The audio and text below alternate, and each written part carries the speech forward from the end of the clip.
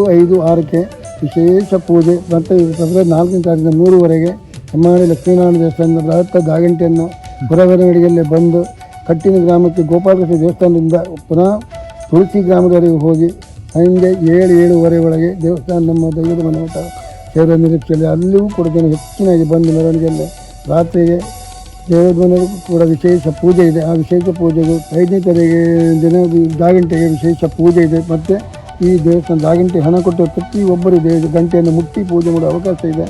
ಅದೇ ದಿನ ರಾತ್ರಿ ಮತ್ತು ಕಲೆ ಹೋಮ, ರಾತ್ರಿ ಕೂಡ ಅನ್ನ ಸಂತರ್ಪಣೆ ಇದೆ.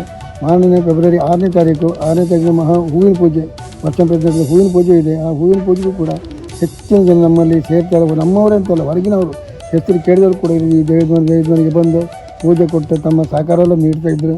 6ನೇ ತಾರೀಕಿನ ರಾತ್ರಿಗೆ ಕಮಲಶಿಲೆ ಮೇಳದ ಯಕ್ಷಗಾನ ಕೂಡ ಇದೆ. ಅದಕ್ಕೂ ಕೂಡ ಎಲ್ಲರೂ ಬಂದು ಸಹಕಾರ ಮಾಡಬೇಕಾಗಿ ತಮ್ಮಲ್ಲಿ ಈ ಕಡೆಯಿಂದ ಕೇಳಿಕೊಡ್ತಾರೆ.